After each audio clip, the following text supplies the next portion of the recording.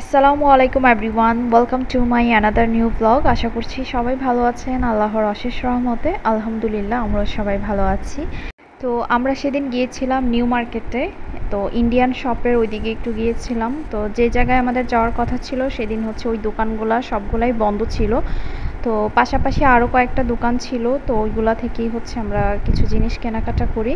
Mainly আমরা যে শপগুলোতে যাওয়ার উদ্দেশ্য করে আসছিলাম ওই শপগুলো বন্ধ থাকার কারণে আমরা হচ্ছে খুব বেশি পরিমাণে চকলেট জাতীয় জিনিসগুলো কিনতে পারি নাই। এখানে বেসিক্যালি আমরা আসছিলাম চকলেট কিনতে।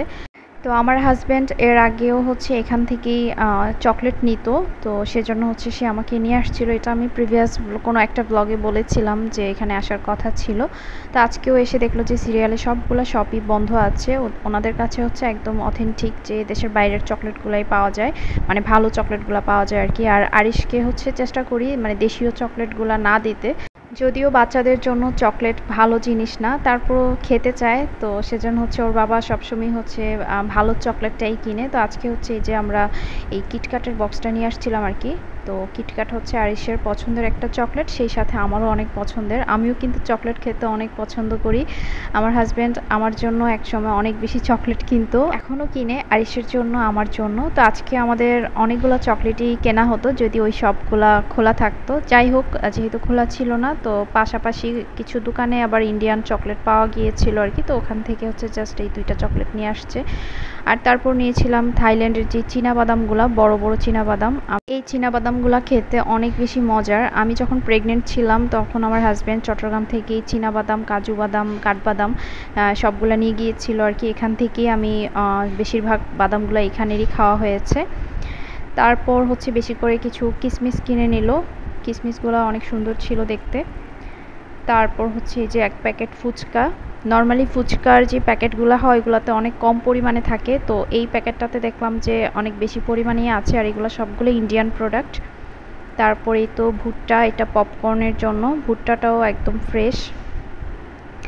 আর হচ্ছে এই যে যে চিপসগুলো পাওয়া যায় খোলা হলেও এই চিপসগুলো দেখতে অনেক সুন্দর ছিল, তো সেজন্য ভাবলাম যে ট্রাই করে দেখি। এই প্রথমবারের মতো হচ্ছে খোলা চিপস ট্রাই করব। এর আগে আমাদের কেনাও হয় নাই, খাওয়াও হয় নাই। দেখে অনেক সুন্দর লাগতেছিল, মনে হচ্ছিল যে আলুর তৈরি। ওনারাও বলতেছিল যে আলুর তৈরি, কিন্তু বাসায় এসে ভেজে দেখলাম যে জিনিসটা পাঁপড়। পাঁপড় জিনিসটা যেমন হয় খেতে ওই রকমই, এটা আলুর চিপস না। যাই হোক, তারপর আরও নিয়েছিলাম ইন্ডিয়ান একটা পাস্তা, স্প্যাগেটি আর নুডলস।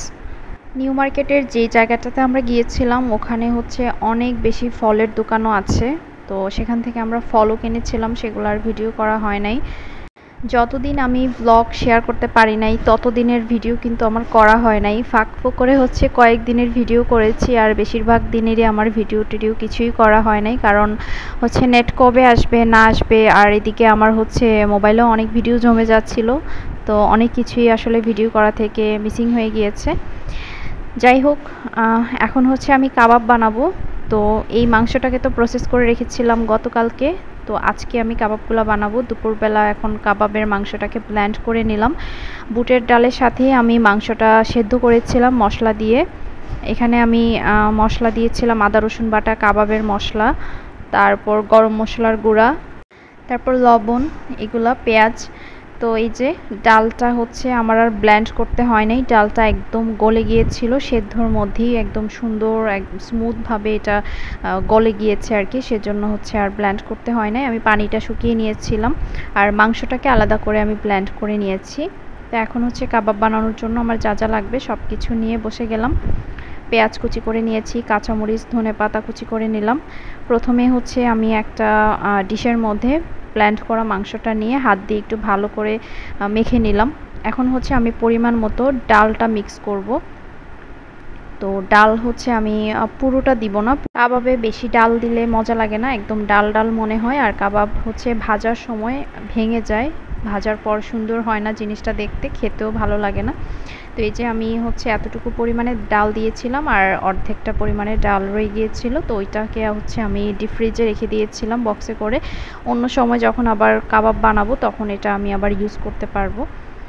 তো ডালটা দিয়ে মাংস আর ডাল একসাথে ভালো করে মেখে নেওয়ার পর এখন দিয়ে দিচ্ছি পেঁয়াজ, ধনেপাতা, একটুখানি লবণ পেঁয়াজের জন্য, আর এখানে আমি দিয়ে দিচ্ছি কাবাবের মশলা একটুখানি।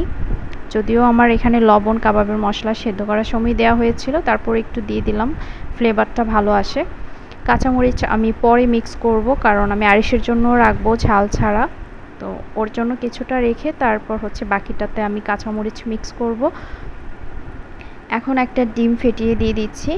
অনেকে আবার কাবাবের মধ্যে বিস্কিটের গুঁড়াটা ইউজ করেন, টোস্ট বিস্কিটের গুঁড়া বা ব্রেড ক্রাম্ব, তো আমার কাছে পার্সোনালি এটা ভালো লাগে না, সেজন্য আমি ইউজ করি না। তো এই তো এখন হচ্ছে আমি পুরো একটা ডিম দুইবারই দিয়ে দিলাম আর কি, দেখতেছিলাম পুরোটা দিয়ে দিলে আবার বেশি আবার নরম হয়ে যায় কিনা। ডিমটা দিয়ে এখন ভালো করে হাত দিয়ে মেখে নিচ্ছি। এই মাখানোটা থেকে আমি আমার আরিশমনির জন্য কিছুটা রেখে দিব, আর তারপর বাকিটাতে হচ্ছে কাঁচামরিচগুলো মিক্স করব। সবগুলাই দিব কাঁচামরিচ, আমরা হচ্ছে একটু ঝাল খেতে বেশি পছন্দ করি।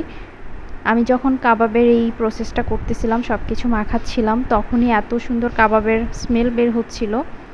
আর এইভাবে কাবাব বানানোটা অনেক বেশি মজা হয়। এই রেসিপিটা আমার আম্মুর হাতের রেসিপি, আমার আম্মু সবসময় এইভাবে কাবাব বানায়, আম্মুর কাছ থেকে আমার শেখা। এখন হচ্ছে সব কিছু আমার মাখানো হয়ে গিয়েছে, হাতে একটু সরিষার তেল লাগিয়ে এখন আমি কাবাবগুলা গোল গোল শেপ করে বানিয়ে নিব। আমার পাশে আমার আরিশমণিও বসেছিল, সে দেখতেছিল আর খুব এক্সাইটেড ছিল। সে হচ্ছে একটার পর একটা প্রশ্ন করতেছে আমাকে, তো আমি ওর সাথে কথা বলতে বলতে সবগুলা কাবাব বানিয়ে নিব।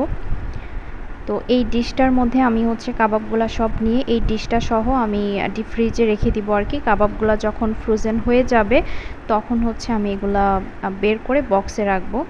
তো এই তো বানিয়ে নিলাম, খুব বেশি হয় নাই, অল্প কয়েকটাই হয়েছে, আর আমরা দুজন মানুষ, সেজন্য অল্প করেই বানিয়েছি। তো এই হচ্ছে আমার বিফ টিকিয়ার রেসিপি। যদিও প্রথম থেকে পুরোটা শেয়ার করতে পারিনি, তবে মুখে বলে দিয়েছিলাম যে এতে আমি কি কি দিয়েছি। এখন সন্ধ্যাবেলা আরিশের বাবা অফিস থেকে চলে আসছে, তো এখন হচ্ছে আমি কিছু কাবাব ভেজে নিচ্ছি। এখন আমরা গরম গরম কাবাব খাবো, আর পাশাপাশি এখন হচ্ছে আমি কিছু চিপস ভেজে নিচ্ছিলাম, যে চিপসগুলো আমরা নিয়ে আসছিলাম আর কি।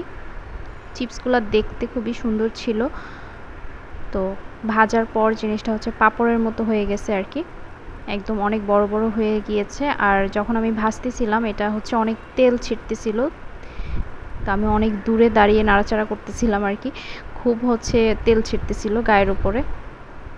জিনিসটা আসলে পাপড়ি, এটা চিপসের মতো লাগে নাই, যাই হোক খারাপ লাগে নাই। তো আজকে সন্ধ্যার নাস্তার জন্য হচ্ছে আমাদের এই চিপস, তারপর হচ্ছে কাবাব, আর ছিল আম।